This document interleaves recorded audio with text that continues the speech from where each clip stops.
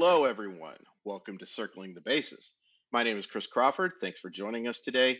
Should be a fun one. I really cannot believe that we are nearing the All-Star break. This season has absolutely flown by, and it's been interesting. Thanks for tuning in. We really appreciate it. Let's bring in my guest for today, and it is a good one. You have read his writing in a smorgasbord of places, and he is currently bringing you the good stuff for Defector. Please welcome the one and only, although I guess there's two of them, Yeah, I'm David like Roth. not even the most prominent David Roth, but it's very nice of you to say those nice things. And You're it doesn't. welcome. I would say the second most prominent David Roth passed in the last, like since I've been on, the guy that was the coin magician. So I guess I've moved up to second behind Diamond Dave. But obviously R.I.P. to David Roth, the coin magician. He gave a lot more to the culture than I did. I was not expecting to be talking about that, but that's what I get for my intro. I sent you my counter proposal to the rundown for the show, and it's 40 minutes of coin magic. That's perfect. That is going to be something. Editors on YouTube, get ready to really put some fancy stuff together. Before we get started, I don't know if you remembered last time we did this. I joked that I had a very serious question to ask you, and we ended up talking about St. Louis pizza for about 10 minutes. But this time I actually do have a serious question for you. And I asked this to Andrew Stoughton before, and I'm going to ask you, is Jurassic Park a horror movie? Oh, that's a good question. I thought this was going to be about Toronto-style pizza, which I don't know anything about. I don't think that there is any. Andrew Wood. Wood. I think it kind of is, right? It's a monster movie, basically. It's just the monsters are, dinosaurs. What other genre of movie would it be? I guess so. I always get I suppose science fiction, sort of. Science fiction for sure. Thriller, I guess. There's action in the movie, but there's thrilling, there's action, there's comedy, and lots of horror movies. Ultimately, if you look at the beats of that movie, I think it's a horror movie, and a really good horror movie, a really, really good horror movie. Shout out NBC Universal. But it is also there are some. I talked about this about Andrew. The scene with, for lack of a better term, Newman, because I can't remember his character's name. Yeah. Where that dinosaur does this thing and puts the things out to the side. Yep. I still struggle with that scene and will put it on mute and look away to another thing, because that's scary as heck. Yeah. And what's incredible about it too, that's a PG-13 movie. I mean, that's a PG-13 that movie. And I guess we're not spoiling this for anybody. The movie's been out for 30 years. Yes. That and Samuel L. Jackson's disembodied arm are that's what I was just going to say. The closest to an actual gore scare in the movie, right? Sure. Yeah, there's it's not a movie that goes away from blood. There's actual gore in the movie. Nowadays, you would not have that in a PG-13 film. You just couldn't get away with it. Yeah. But I was watching them. I watched all three of the original ones at about 1:30 in the morning, which tells you what I'm doing with my life. I mean, it's the same. These are, I like to think of that as being sort of pandemic habits, where at some point I was just, clearly had entered into some sort of bargain with myself, where I was like, well, it's all meaningless. Why would you not watch Super Troopers now? It's on. And then you just follow that where it leads. But yeah. I still have Jurassic Park viewing is nothing to feel bad about, man. It's normal, so good. It's natural. It's the second one, by the way, that scene with the Tyrannosaurus Rex and it's got the dog collar in its mouth is one of the funniest, scariest, silliest things that Steven Spielberg's good, man. I know a lot of people like to hate on the Spielberg, but the Spielberg does a pretty good job with that type of stuff. I think there was more of that version of Spielberg. I think that I do too. Because Jaws is sort of similar, where they're super scary, or at least scary in the sense that they make you jump. They don't have nightmares about it or whatever, but it is that tonal balance between a movie that's got a bunch of good laughs and weird characters in it, plus it scares you a few times. Sure. It's the most satisfying experience you can have, basically, 100%. Watching a movie during the summer. And I like later Spielberg stuff pretty well, but War of the Worlds, for instance, and that's scary in a way that's more the first 30 minutes of Saving Private Ryan than anything in Jaws. It's not a fun ride. Everybody's getting their asses kicked.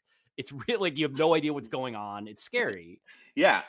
It's funny. They've talking about it. Like, he got lucky with Jaws a little bit that the shark actually didn't work. It Yeah. set up more suspense and stuff like that. But that's just some of that. I think is just like Steven Spielberg humble bragging about how good of It's a like filmmaker lore he at this is. point. Like, it honestly doesn't Yeah. matter if it's true. Like, Yeah. everybody's absorbed the lesson of it so thoroughly. We're like, yeah, you can't show the shark. Everybody knows that. Yeah.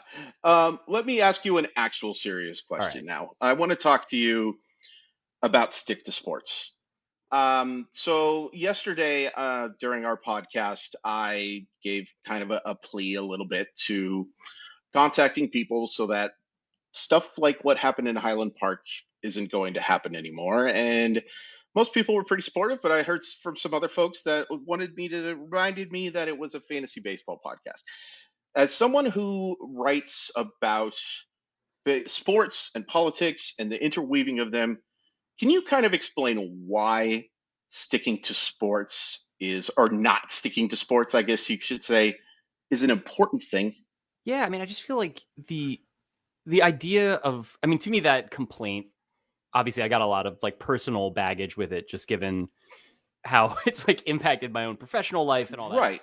But I think that in general, there's just something really, like, you're kind of missing the actual thing that's happening if that is a preoccupation of yours. That there's so much of, I mean, that like politics, in terms of like partisan politics, I think it's easy to leave that out of a story, that like you don't need to like sneak a "Let's Go Brandon" into your baseball blog, or it's opposite. Like, it's just not, it doesn't do anything. Well, But I do think that like pretending that these games are happening in some space that isn't the actual world, or that like the sort of forces that shape our lives and our daily experience of being, in these United States, that somehow those stop, at the ballpark. And that like, that's not, especially at this point, if you care about baseball enough to have like followed it closely over the last few years, like it has never felt to me more in step with the rest of the world, in terms of like, you can't escape the sense that like the same things that warp our public sphere also make baseball suck. That like right. the lockout was a really big moment for me with that. But I mean, even in general, the sort of the sort of low key capital strike in the free agent markets over the previous years. You remember like when like Craig Kimbrell and Dallas Keuchel signed in like July? Sure. That like all of that to me feels very similar to like, I mean, you can look at that and you can look at the sort of the noise that like Howard Schultz has made about unionizing Starbucks franchises and basically threatening the people that are doing it. They're different, and obviously the people that like a barista at a Starbucks is making, an unconscionably small fraction of what Dallas Keuchel made, even in, that depressed market. Right. But it's the same. If you can't recognize the sort of the similarity of those experiences, then you're just not paying attention to it, or you're thinking about it as like just purely as a TV show. Mm-hmm. And I think that leaves a lot out. Like, it is a great TV show. If all you get or all you really are like committing to with baseball is, to watch a few hours of it every night when the weather's nice, then like, that's fine. You can leave it at that. Sure. You're just not going to, I think, get like a full or like very like sort of adult grade experience out of the thing, in my opinion. So what was tell me a little bit about the pushback that you got. Was it just people like they didn't want to be reminded of like this bad thing when they wanted to hear like starts and sits or whatever? Yeah, absolutely. That's exactly what it was. And I'll say this. I understand being creatures of comfort, and I understand that you sometimes, it's like I'll go to another great NBC Universal property, The Office, where Michael Scott tells the story about just because one person is playing the game with the kids doesn't mean that he's not concerned that the boat is going to sink or something along those lines. I get that. We have to be, you don't get a beautiful body like this without being a creature of comfort. I totally understand how important comfort can be. But I also think that there is, I kind of talked to Colin about this in the podcast, is there is an ability to get numb to this that I think is really important. Why we have to talk about this stuff so we don't get numb to it. Yeah. Like, we can't look at situations that happen in Highland Park and Uvalde and get numb to that type of stuff. And the more that we have, and you know what? I'll also say this. I have a limited platform to talk to people about talking to congressmen about what we can do Right. to change this stuff.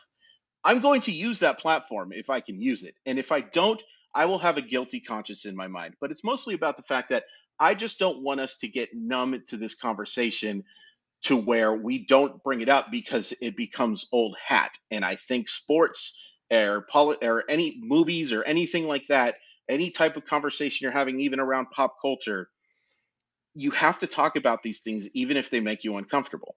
Yeah. Well, I think the ignoring it, that's the part of it. I think I agree with what you said. I think you said it well. I also feel like for me, I think the experience of the last, I mean, it's not even just like, you can't say like it started, with a presidential election or, any of that, like there's this feeling of it's a deranging sort of thing to Yes. ignore all of this stuff just because of the fact that it's like, it's happening. Everybody knows about it. But what are you going to do or whatever? Like, I mean, that's like, you have to get through your day. You can't be outraged by everything you see. Like, I understand all of that.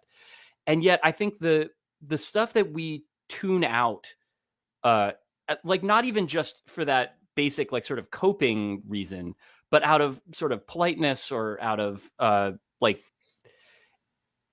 that piles up. Like none of that goes away, that No. like, and you can't spend your whole baseball podcast talking about, Uvalde, Texas, like, Yeah. but having that in your head and not talking about it or acting as if it doesn't exist or whatever, like that there's an irritating element to that because you're aware of it even as you're sort of moving around it. Like, I don't think maybe there are people where it authentically is like not on their mind. And, right. And so when they're listening to their fantasy baseball podcast and they hear it, they're like, oh, wow, well, I wanted to hear about like Franchi Cordero. Why are you bothering me with this stuff? I just don't know anybody that like is fully thinking only about Franchi Cordero all the time now. Like there's just too much other stuff. There's too much. And I think it's something that is, healing for me and hopefully healing for the listener too. You know what I mean? Because if you just talk about, if you leave it bottled up, there's a reason why therapists make a lot of money because Right. it is something that can bother you for a long time. And so like being able to let it out, it's a coping mechanism, I guess, but it is something that I think is important. I'm going to transition from that into really. Are we literally going to just talk about Franchi Cordero now? Because that would be. Yeah, we're going to talk about. He's actually coming on the show right now. Terrific. We love him. We love Franchi. We love Franchi. I want to talk to you about, because I haven't had a chance to talk about this on the podcast, the Padres City Connect uniforms. They're great. Are they the best, on another or are they the yesterday, greatest? And I can't get enough of it. So I'm happy that we're doing it. Dude, I think that these are maybe the greatest uniforms of all time. Yeah. I think that they are doubly so because perfect. The City Connect uniforms 99% of the time are trash to me. They have been really bad. Like the ones that I have enjoyed so far are the Miami ones. It's looking back on the Miami ones too. Like I appreciate the tribute to Cuba, but it feels like a missed opportunity to go bigger with that stuff. It's Miami. Like, what else are you gonna do? It's not like the baseball's consequential. Like, go off. Yeah, put the home run machine on it. Like, yeah. Oh my gosh, dude. R.I.P. Obviously to that. Yeah. What a device. What a great hat that would be, by the way, to have a nice little that figurine or souvenir or whatever you want to call it on there.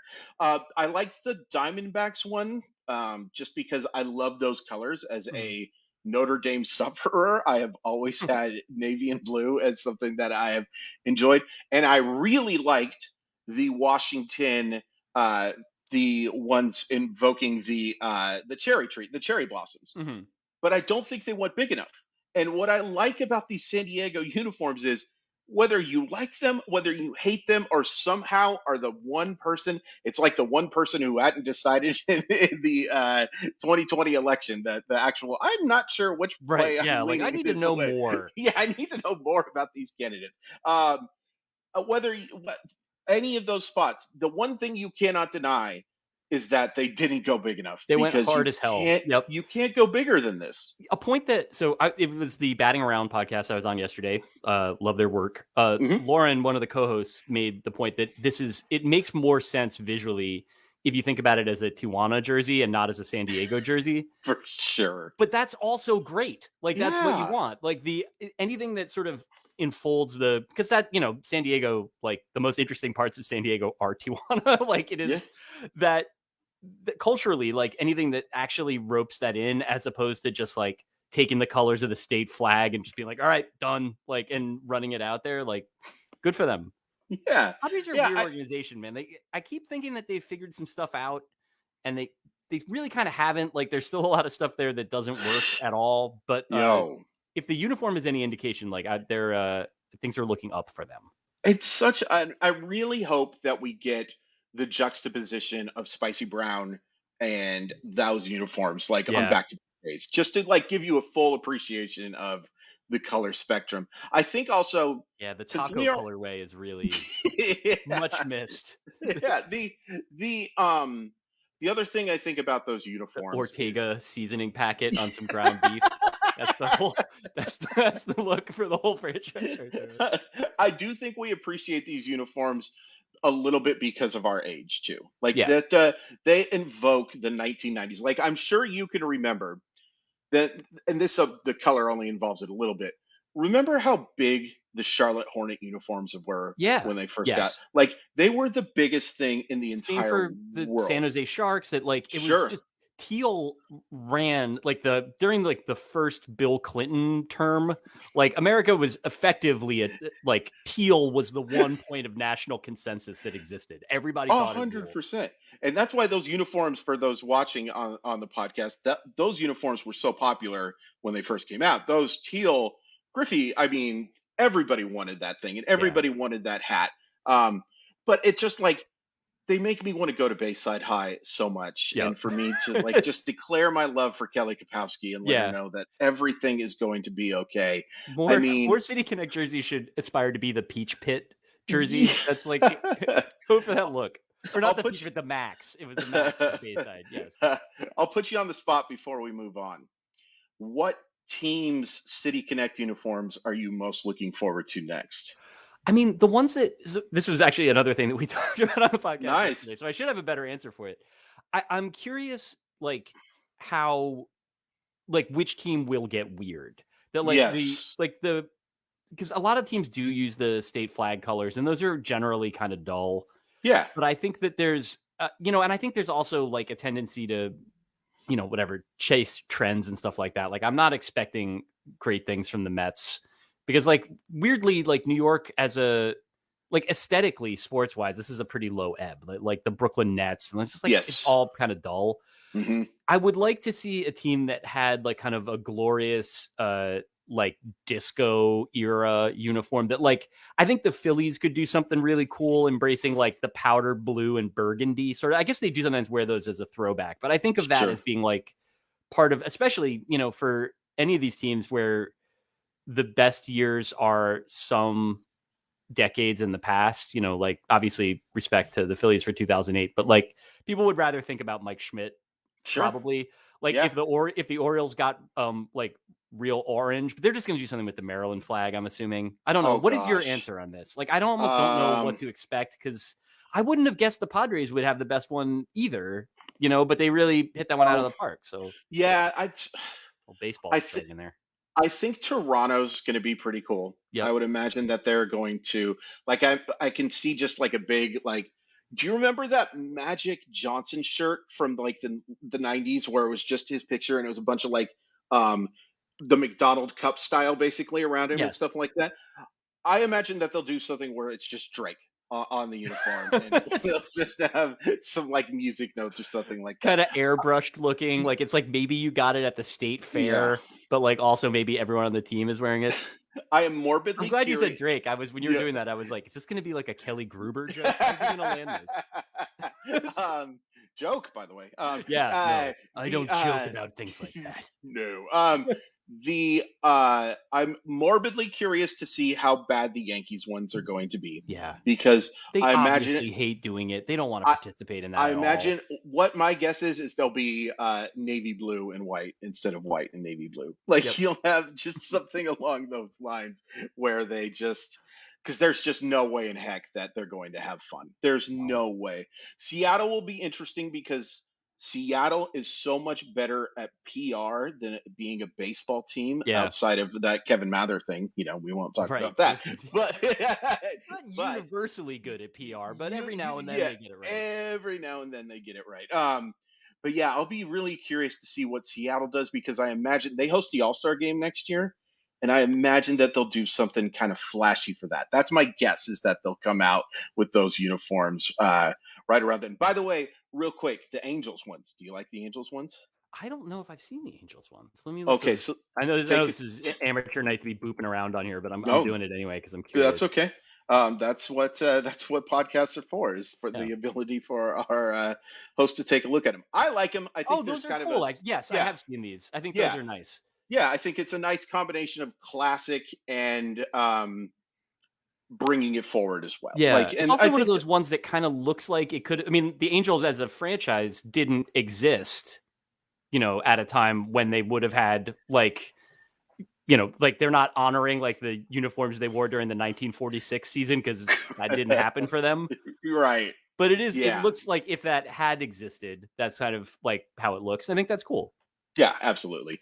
Weekends are better with MLB Sunday Leadoff, coverage presented by Uber Eats. Catch the Angels take on the Orioles in Baltimore on Sunday, July 10th at 11:30 a.m. Eastern, live on NBC and Peacock. To learn more, go to peacocktv.com/MLB.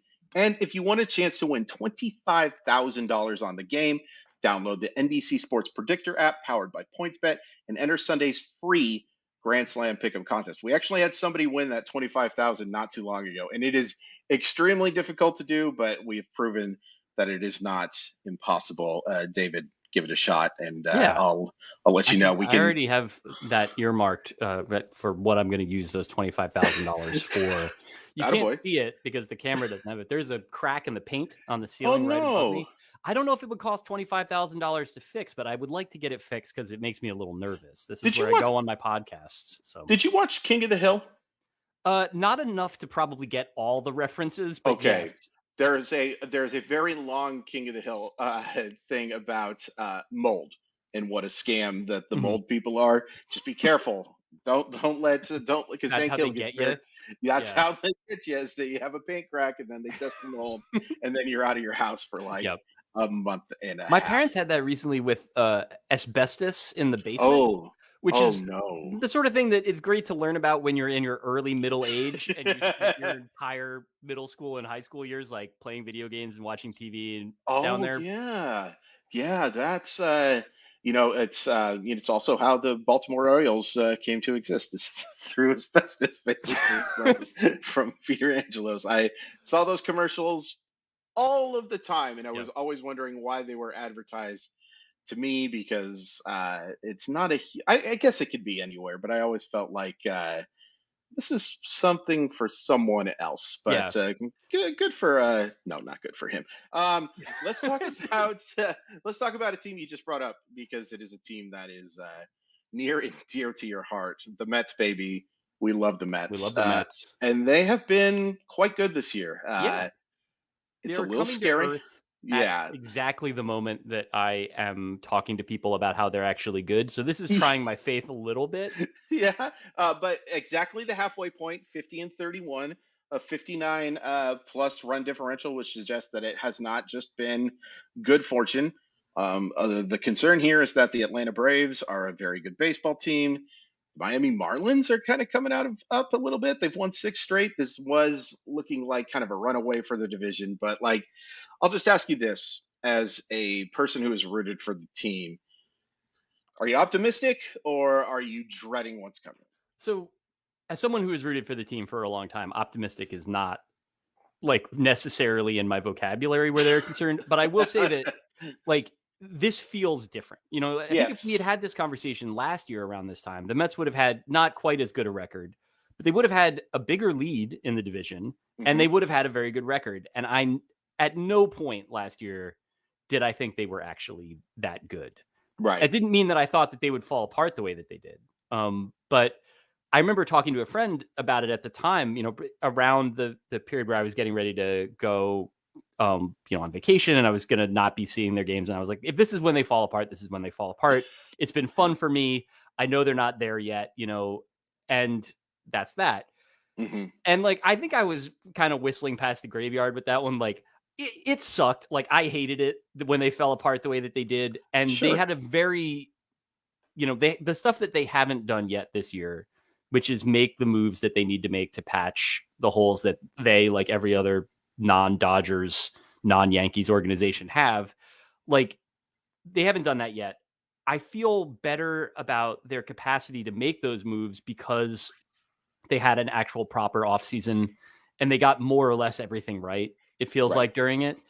Whereas, last year, this is something I was talking to people in the Mets DM that I'm in, which is like, really, like, the Mets DM is holding it together pretty well. So that lets you know that, like, a place where people basically get together to just like share Bud Dwyer jokes every time the bullpen is used. It's like, in this case, mostly keeping it together. The last year they traded for Javi Baez. It was an attempt to sort of replicate the Cespedes deal from 2015. And it actually worked. He was roughly as good as Cespedes was in 2015, and they just got worse. Yeah. They got worse and worse and worse. It didn't matter because they didn't really do anything else. And I think this year there's fewer holes. They really are going to finally, like, obviously you should be knocking on wood continuously while we're doing this. Scherzer looked like himself last night. It seemed like he had a normal rehab and has had a normal recovery, which for the Mets is extremely unusual. That there's always an element of they're rushing it or they're grousing that the guy is taking too long.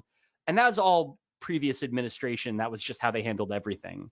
There's been less of that. And DeGrom, you don't know what you're going to get. Right. But if he and Scherzer are on top of that rotation in September, then they're a team that could win the World Series. Like, more or less, if they don't change anything else, that's true. If both of those guys are pitching, every time their turn comes up.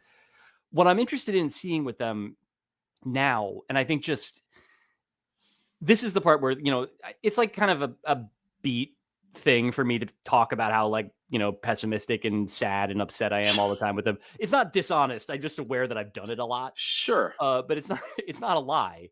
It's just, in this case, to see they're still sort of moving towards becoming a real baseball team, but they're clearly not all the way there yet. That, like, they have an owner who has money and is willing to spend it. That's a break with the last, 10 years of the Wilpons at the very least. Yeah. But there's still a lot of encrusted dysfunction there and a lot of just kind of like backwards thinking. And so they're kind of in this situation now where they bought all the stuff that the Wilpons wouldn't buy. They can evaluate their own minor league teams because they have, TrackMan stuff. They got the fancy cameras and all that. They just don't have anyone that knows how to use those cameras yet.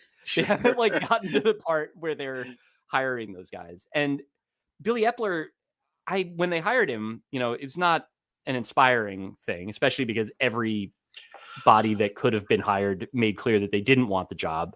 Right. I think the reason they had a hard time hiring him was there was this sense that he wouldn't be able to do that. Basically, he was there as a figly for Sandy Alderson, who's still in charge of the organization. Yes. Sandy Alderson, has had a great career in the game, is also not the most contemporary thinker in the sport, and is, and is a company man. I mean, was a Wilpon guy. And in this case, though, I feel like if you look at the moves they made in the offseason, just in terms of it's nice that they got them right. That, like, Chris Bassett has been really good. The guys they traded haven't been as good. That Starling Marte has been absolutely everything that you would want him to be. Like, all of that stuff is great. The thing that I was most pleased with is that they didn't just stop the way that the Mets used to in the offseason. It used to be that they would make one free agent signing, usually decently splashy. They jump the market, so they sign a guy at the winter meetings. Then they sign a relief pitcher 6 weeks later, and then nothing happens until it's spring training. Right. And in this case, they kept making moves. And I hope that in this case, that they'll keep making moves. I mean, the stuff that made them, Cespedes made them a World Series team in 2015, as much as the young pitching did. Sure. But there was also, when it was time to sort of like patch down the stretch, that they got Juan Uribe and Kelly Johnson and Tyler Clippard and like guys that are, if you cheered for that team, you remember them very fondly, even though in almost all of those cases, they were Mets for a matter of months and never again. Right. And like, so I'm interested in seeing like, I mean, obviously they don't make more than one Juan Uribe a generation, which is a shame. We're lucky to have the one that we get. Yes. But it would be, I'm curious to like see where they add and how ambitiously they add. Because I don't think they need like Xander Bogaerts or Chris Bryant. Like I wouldn't turn it down.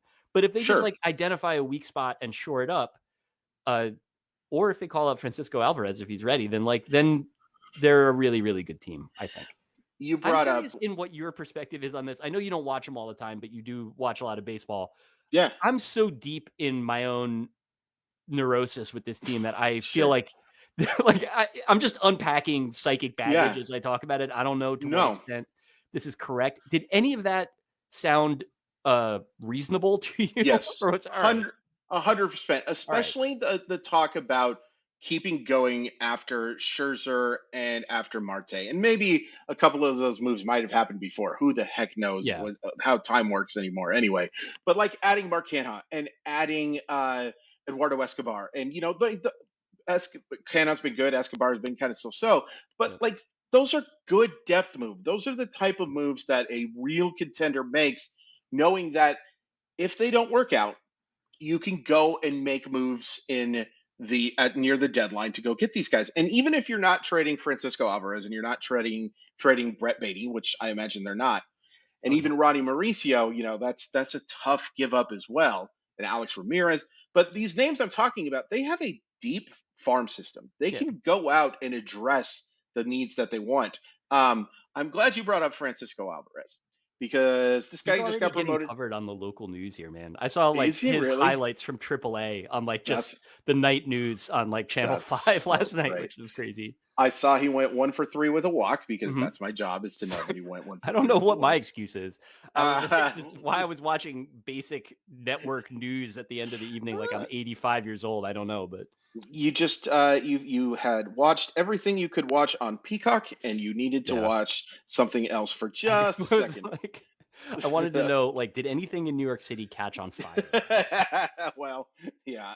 We actually watch a bunch of Peacock shows, like No Foolin'. We have a couple that we really like. Oh yeah, me too. I even like the baseball broadcasts. Like, I think they've been reliably really good. I'm a big Benetti guy, so he's so good, and I love the idea of bringing in a couple of people that are attached to the team to work with him, just because it gives you.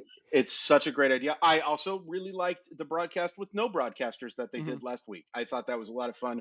My buddy Ahmed Fareed did a fantastic job. Yep. I imagine he's just tired as all heck from walking around that stadium as much as he did. But Francisco Alvarez has been brought up to AAA. He went 1 for 3 in his debut, drove in a run, yada, yada, yada. Are you, David Roth, calling up Francisco Alvarez to help the New York Mets before the end of July, knowing that this is such a golden opportunity to win a ship? Probably not before the end of July. Okay. But, at the same time, like, this is the short answer to it, is that, like, I would like for him to get comfortable at AAA and to show what he can do. Although obviously it's at this point, he was so good in AA that it's really probably academic. Like, it's not like he's going to get there and like for the first time in his life see a breaking pitch, like it was not the Sally League. Like he can really do it. The issue I think for them, and I don't see this resolving in any way other than through calling up Alvarez just internally, is that James McCann, who was like the last of the Wilpon signings, and a classic Alderson move, jumped the market for him. Like, instead of being in on JT Realmuto at all, they signed McCann the first day they could sign anybody. Right. He seems like a stand-up dude. And I'm sure, apparently he said all the right things. He was rehabbing. He was, briefly teammates with Alvarez and, was very supportive and all that. He's been so much worse than I think I expected him to beat it. Like, I didn't expect him to be good. I thought that they would get a year or two of him being like around a league average regular, which he had been more or less before they signed him, not for a long time, but like for a couple of years. And he's been, really a zero. Yeah. Tomas Nido is a classic good backup catcher, but is not a guy that's going to really deliver much in the way of offense. And like the lineup as it is most days is pretty good. That it wasn't really very long ago that, the whole bottom third of the lineup was just outs.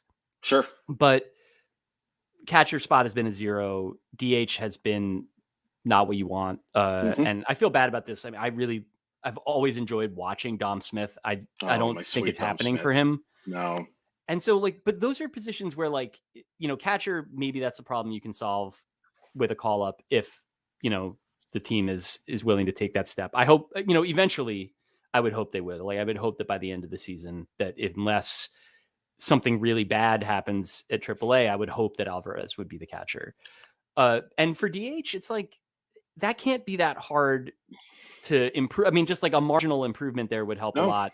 And there's a lot of guys that are sort of, hitters without any other sort of portfolio. Like, sure, if this is, I know he hasn't been himself this year, but like, what would it take to get Nelson Cruz's contract? From the first name that I thought of. Absolutely. Yeah. There's somebody, or like Josh Bell would be somebody I think who makes a lot of sense in that position, because he really probably should be a DH at this point. Like, but there are guys that you can go and get, and those guys won't cost you the prospects that we were just talking about. Like, those are guys are the Jose Budos or the Dominic Hamels, who are, nice prospects, but the type of guys that you're not going to lose sleep over, or you shouldn't anyway. If you're truly going for a world championship. By the way, I am shocked that James McCann is only in his second season with the Mets. He's got two more. Seems like he's been there since 2008. Vibe-wise, I think it's just because I follow so many of you stupid Mets fans that I hear it so much from Green Man and Richard Staff and people like that I just feel like he's been there forever. And that signing, by the way, that was bad process. He's had 1 year, maybe 2 years of really being a quality offensive first catcher. Like, that signing was just like, it wasn't quite as bad as the Wilson Ramos signing, which also obviously didn't work out so well. It was 1 year. That one made a lot of sense too. Ramos was 2 years. Yeah, I think it was 2 years. But anyway, that one made more sense than the McCann signing did. Yep. I will say this: if Alvarez has a good week and a half in AAA, I'm calling him up. He's too good.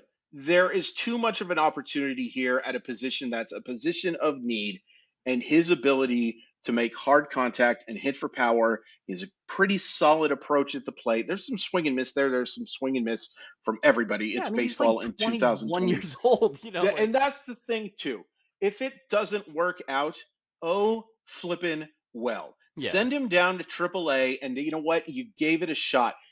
Everything I've heard from folks is that Francisco Alvarez is not going to be lacking from confidence if he doesn't have a good week and a half in baseball. There's also a tendency with the Mets as an organization. There's prospects that they talk up because they want to trade them, or because they are weird organizational favorites. That there's guys, like the for the last draft, for instance, and we're going to talk about the draft in a minute. But I mean, not signing Kumar Rocker is embarrassing. They really screwed it up. But the real issue with that draft was that they didn't have another plan there. It wasn't the sort of thing where they drafted Rocker and they were like, if he's not going to take the figure that we're giving, then at least we can go over slot on these second and third and fourth rounders and it'll all come out in the wash. Yeah, they didn't do that. And so what they've done instead, and this is the sort of the Mets move, and I think the guy that they got in the second round, the Canadian dude, Calvin Ziegler, like actually has been pretty good, but that's been a guy that they've been hammering away at. Mark Vientos is another guy they like to talk about. And it's really hard to sort of like know if they actually think that the guy is good or if they're like just somebody in the front office feels like it is important that it appear in the New York Daily News that Mark Vientos has improved his pitch recognition or whatever. Yeah, absolutely. I mean, and look, there's some of this too that could be the fact that Mark Vientos is the guy who makes the most sense, I think, as a trade candidate, because I just don't know where he's playing for the New York Mets. Right. Well, I mean, if he's not the prospect as Beatty, he's not. No, doesn't really have a defensive home, and that's the thing too, is that if they're really that high on him, why is he not getting a chance to be their designated hitter right now? Right. Because he's not a long-term third baseman. First base is taken up by that Alonzo Peter or something like that. Yeah. So why not give him a shot? And by the way, don't ever segue on my show ever again. I'm not trying to do it right away. I just wanted to let people know that I wasn't going to be running down the bottom half of the Mets top 20 for the rest of the podcast. I'm trying to help. And speaking of the MLB draft, last year,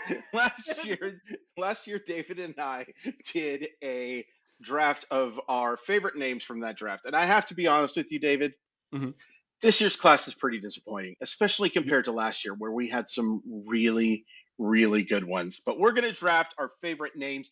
These have nothing to do with the ability of the player. It has everything to do with how funny or interesting we think the player's name is.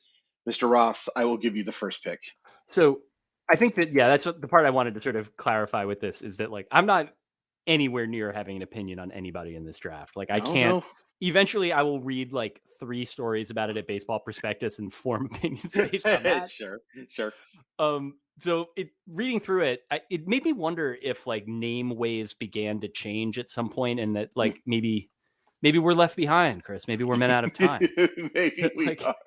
There's not going to be another Sky Bolt for a little while. I hope not. But so for me, my number one, and this is everything that I look for in a draft name, mostly because of the fact that it's silly and I can't imagine what this person would do if they weren't a pitcher. Do you have a guess as to who it is? Is it Nazir Mule? No, I like that name very much. He's from New Jersey too, so out of respect, I've excluded him. It's Jaden Newt. Okay, yeah, last that was name on my list. N-O-O-T. That is a new one on me. Name. Yeah, out of Sierra Canyon High School. Yep. A real powerhouse for baseball, probably. And for by the way, as well. 6'3", 235 already as a person who doesn't turn 19 next year. Jaden Newt is a very fun name, and by the way, name backwards is Toon Nedaj, which is something that no one needed to know, but I'm just I like it. It sounded like it was a brief. As a fan of Twin Peaks, it had a real man from another place energy when said backwards that way. I am going to take Cutter Coffee with my great first name. pick. That was probably my next pick as well. Honestly, I don't drink coffee, but I guarantee that there is a Cutter Coffee. Has to be a company called Cutter Coffee or Cutter's Coffee or something along those lines. So I really hope, since he doesn't look like he's going to have an NIL deal, I really hope Cutter Coffee gets the bag from somebody, because that's a terrific name. It's Cutter is one of those names where I feel like we're still seeing the upswing on that, and I don't know to what extent people are still being named that. I know that, like, weirdly, that was an area where Lenny Dykstra was in the vanguard. So I believe he has that's always a good vanguard to be in. Kind of a tough one. Do not read his posts. You don't want to. No, thank you. That. But there's a Cutter Crawford in the Sox bullpen who I believe is a K Cutter. It is. Proud of my son. All of my Crawford sons, I'm very proud of. JP, Brandon, and Cutter. They're all very, very good boys. But the vile Cutter Crawford, but he does seem like, I don't know that we're going to be seeing that many more of those. Like, I feel like I'm hoping, because for a while there was like Cutters and Gunners all over the place. And I was like, everybody needs to calm down.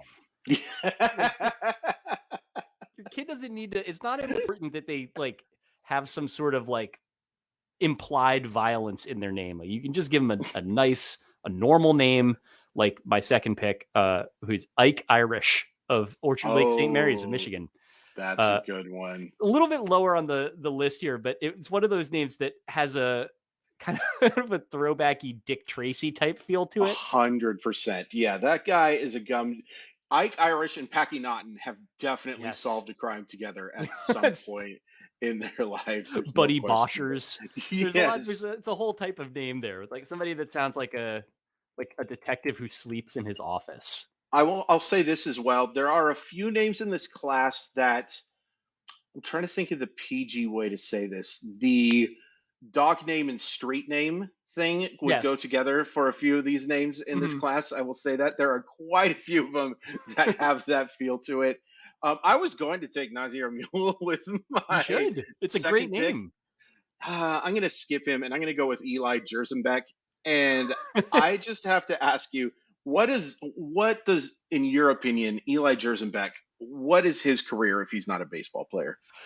I mean, it sounds like one of those things where like, have you ever been to like a state fair sort of scenario where there's a guy that just throws axes, like carves things with a chainsaw? Yes. That has like a Jersenbeck, like an Eli Jersenbeck would be like a younger man in suspenders who does like things in like with bladed implements in a state fair capacity to me. Oh, that's is that really wrong? good. I feel like no. Oh, good. All right, I'll take it. It feels all right. Absolutely. Yeah, I mean, in Providence, North Carolina, there's a decent chance he's been to a state fair or two. I'll leave you with the final pick here. Parents are always just like, well, you know, if this doesn't work out, there's always axes.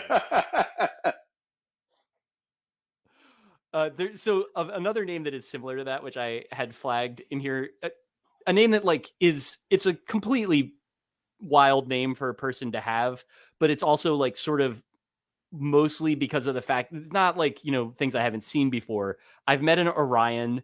I've never met anyone with the last name Kirkering, but Orion Kirkering together has a real like, I don't like a sort of a soft sci-fi energy to it that I enjoy. Absolutely, it does. Like that is absolutely an Orion Kirkering is the type of guy who has been in college for like 7 years and just can't pick a major. That is absolutely what's going on with Orion Kirkering. The guy where somehow every photo of him he's on a pool floaty. Yeah, that's the guy at your reunion.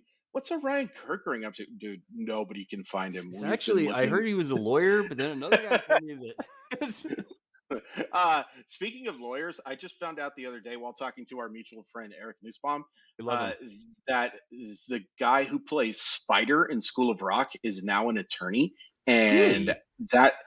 that just he's a bad attorney. He's a state's attorney or something like that in Texas. Yeah, that's what I found out, and I was like, that's just the most bizarre thing in the entire world. Yeah, School of Rock, there was a video of him that I remember seeing, and it was like, one of those videos that sort of circulates online where it's like, check out this idiot, and he's like, as a man of faith, I believe books should be illegal.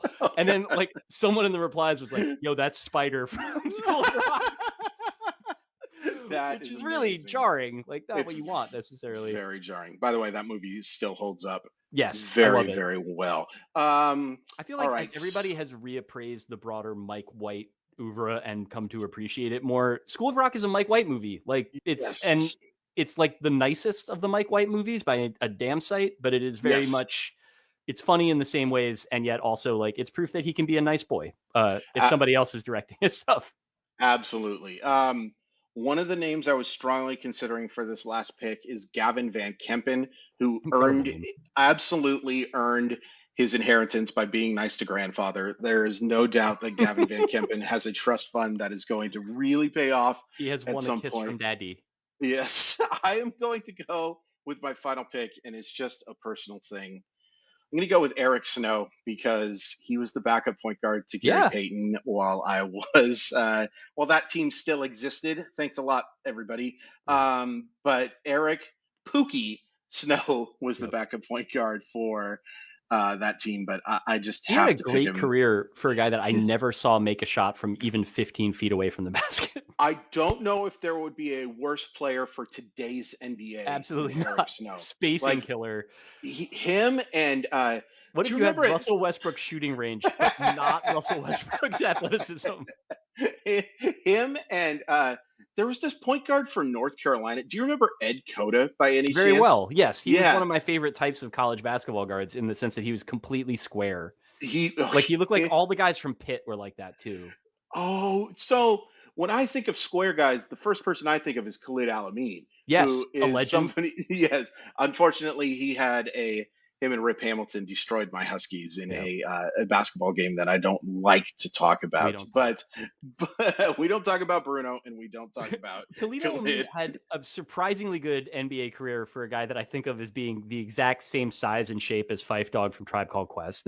But also, this was something that I remember being really into, like an early internet thing where someone was like, he's got a fish restaurant in Minneapolis. And I was like, well, I can use this new web browser to look that up. And it was there. He had like a place that just did like fried walleye in Minneapolis. It actually looked really good. It was like one of those restaurants that has like 3 things. And it's like, you can get fish, you can get French fries, and you can get fish with a side of French fries. And that's the whole deal. Like, but it looks solid. I believe it closed probably, I don't even want to know how many years ago now, but respect to Khalid El-Amin, restaurateur and playmaker. I also now need to look up what Scooney Penn and God Shamgod are doing. Yes. I was hoping that I would find a way to completely derail the podcast. You know what's funny is those guys played right around the same time as Drew Barry. And I called in once, like the very first time I ever called into a talk radio show, I talked about, and I said, would he make sense for the Sonics at pick 60? And got like absolutely mercilessly yelled at, like, no, that's a terrible pick. There's no way he's going to last that long. And then 5 minutes later, he on the radio apologized to me because he thought I said Stephon Marbury, who was in the class at the same time as this guy. And real quick, I cannot believe none of us took Zach Crotchfeld. So I was about to. I mean, I feel like if I had another pick, that's the move. Part of me was like, I'm your guest here. And as the host, I feel like it would be good for me to be like, this is Chris's house. If he wants to take Zach Crotchfeld, this is his show. Yeah. But yeah, that's quite a name. Another New Jersey legend. Although Jackson Township is not my New Jersey. It's not really anything I recognize. That's fair enough. I actually don't recognize any part of New Jersey. There's also a couple of names in this that we didn't draft, but that I want to like briefly. Please. So the Drew Jones that is ranked top on the MLB list.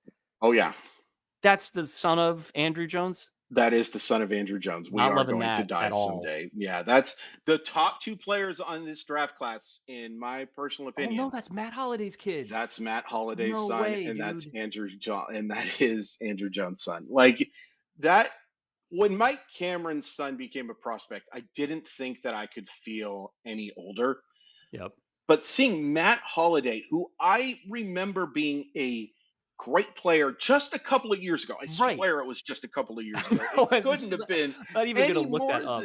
That, man, that just makes me feel so incredibly old. Yeah. And CC Sabathia has a kid who's going to be eligible in a couple of years as well.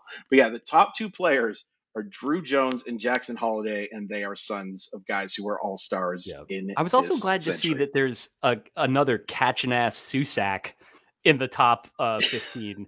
Yes. Like, of all because it's one thing to be like a legacy name.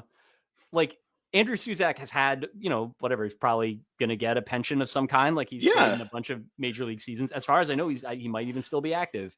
But like that as a legacy thing, the idea of being like, yeah, I'm the brother of the guy that backed up Buster Posey, not the most famous backup. I mean, probably thinking of Hector Sanchez there or something, but like that. It's like when Jeff Conine's kid got taken, right? Part of me is just sort of like, well, that's just like a working class baseball family. Like I'm happy for Griffin and I'm happy for Jeff. Yeah, absolutely. And by the way, we talked about it last podcast. Like Kumar Rocker is a terrific name. Yeah. Like, a terrific he was such a good name. Prospect that I think everybody was just like sort of tended to forget about that. 100%. Like, but I'm really hoping Kumar, he's apparently looked really good. I haven't talked to any scouts about it just yet, but like has looked the part, and I'm just rooting for this kid so much because you talked about it earlier. What happened with him with the Mets, just The embarrassing dysfunction. I don't think it's weird because it's like there's a very obvious Boris factor in that. Sure. And yet, like, it really seems to me like it was, 95% on the Mets. Like it was just weird, vendetta-driven, bad business. I would probably go 80-20, and just because, that MRI program, as much as I kind of have issues with it, he's an MRI away from getting offered an awful lot of money, and maybe he turns it down, but it would have been something. You know what I mean? Like that can't be completely ignored. But I do have serious issues with that program. So I have a friend who has seen him pitching for the team in like Troy or wherever it is. It's near Albany. I'm going to try to go up there. I have a buddy that lives in Albany, and tickets are easy to get. But my friend who was there scouting it was like AJ Preller was there. It was just like MLB execs all over the place. And apparently he really he looks like himself. Like it's not whatever the issue is. And nobody really knows, and it's not right to speculate about it here or anywhere, I guess. Right. Not while we're recording, but there is he apparently still very much looks like a guy who's going to get millions of dollars to play baseball next year. So that's good. I hope he winds up. I'm sorry it's not with the Mets. Yeah. But I hope he winds up in a situation where he's dealing with an organization that knows how to keep him healthy and values him, because he's cool as hell. And I always enjoyed watching him in college. He's awesome. Like he's somebody that we were going to have him on the podcast before some of the stuff went down, and unfortunately it kind of fell apart. But man, am I rooting for that kid, and I'm hoping that he ends up a Seattle Mariner, because I think my grandma would like him quite a bit. David, thank you so much for doing this. Please promote all of the good stuff that you are doing right now. Oh, well, thank you for having me first and foremost. Sure. Really happy to do this whenever, recorded or unrecorded. It is always a delight to talk to you. What am I doing? Defector.com is the website. It's you can read some stuff for free. It's a subscription driven site, but it's good. We're in year 2. It's working, and I've been writing more about baseball. I've been trying to write more about baseball because there's nothing else happening. And also everything else is more depressing than baseball. So writing about baseball for me is kind of a self-care maneuver, if I'm being honest. Podcast that I do there with Drew McGarry is called The Distraction. The other podcast I do is about Hallmark movies. I do that with Jeff Lund. You can listen to that or not listen to that. But But it is. Thank you. It's called It's Christmas Town. And I think that is about the size of it for now. But yeah, thanks for having me, man. It's always a treat to talk. I'm ready to come on that podcast now. We talked about it last year that I wasn't ready to do the Kenny Lofton one, but I'm ready to. I'm ready. I have to experience. Can you explain the Kenny Lofton one briefly to the listeners? Because it's what it sounds like, but it's also cool that it exists. Yeah. So basically, Kenny Lofton, who, for those of you who are not familiar, was a really good baseball player that should be in the Hall of Fame someday. I agree. But he produced a Hallmark Christmas movie, which I'm pulling up the title of right now because I think that's important. My First Miracle. And I can tell you absolutely nothing else about this movie other than the fact that it's called My First Miracle. It's a Christmas movie on Hallmark, and it was produced by Kenny flipping Lofton. And it's such a perfect crossover. That's the way the Hallmark universe works. It's perfect. It's random fundamentally. Like there are some things, it all orbits around Candace Cameron. It's like the gas giant at the center of this galaxy around which everyone revolves. Okay. I have to ask you a quick question. She actually left Hallmark. Do they have a picture? Is it like the old 1920s where these guys have a picture deal with Hallmark? Or is this, do you know if it's they sign these one-of-one deals or something like that? Or do you have any idea how that works? So there is I think that for people like her and for the people that left Hallmark to join, this is incredible. Absolute. It's the world we live in. She and Danica McKellar and some other people left Hallmark for a competitor that promised to be less woke than Hallmark, because Hallmark woke with the wokeism these days and the cancel culture and such, which is incredible if you've watched a Hallmark movie, because it's 40 minutes of it are just adults drinking hot cocoa, non-negotiable. That's all it is. And but they had deals with Crown Media, as I understood it. But then there's a lot of other people that apparently, like, I'm basing this on a New Yorker story from a few years ago about it, that actors that are like, regular television presences, or in a lot of cases, people that like you'd sort of know because they were like on Party of Five or something, like from like a generation or so ago, that apparently it's real easy work. You go to like British Columbia for 2 weeks, you make a movie, it's just like and it's not like a crazy, commitment where you have to like be there every day at like 5 a.m. and you don't get to leave till after midnight. Like, right. It's actually like pretty normal. And a lot of the people that they talked to in the story, like one of whom was like the guy from the Sisterhood of the Traveling Pants, like the shorter of the two guys, was like and he was like, yeah, it's great. He's like, it's fine. Like, I don't, like, it's not that hard. It was like, and I think that that's for a lot of the people that work in it, that's just sort of like how it is. That's interesting. What's funny about it is because they're all shot in Canada, there's a lot, there's the stars are generally American and they're people that they get from soaps and stuff. But then the supporting actors are just like local Canadian character actors. And so there's a lot of them where, like, if you look at their IMDb page, it's like their first 5 movies are like really scuzzy David Cronenberg horror movies from the 70s. And then their last 15 movies are movies where there's like Santa Claus is literally a character in it and has lines. Like they've just completed the full journey from like The Brood to My First Miracle, which long may they wave. Yes. 9 Lives, The 9 Lives of Christmas is my personal favorite of these. Yes. I was subjected to that not too long ago, and my life was made all the better. It'll change a person. And on that note, Will, thank you for joining us. You can follow David on Twitter at David_J_Roth. Did I get that right? I forgot to mention that, but yes, sorry about all the underscores. I know it's that's a lot okay, of work. Because then you can follow me at Crawford_MILB. Just the one underscore for me. I am more efficient. If you're enjoying what you're listening, please like, rate, subscribe, all of that good stuff. Thanks again for listening, and we will talk to all of you again very soon. Thanks. Thanks for watching. Make sure to hit subscribe for all the latest fantasy and sports betting advice from NBC Sports Edge. And don't forget to sign up for NBC Sports Edge Plus to get the best-in-class draft guides, as well as season-long fantasy, DFS, and sports betting tools that will give you the edge.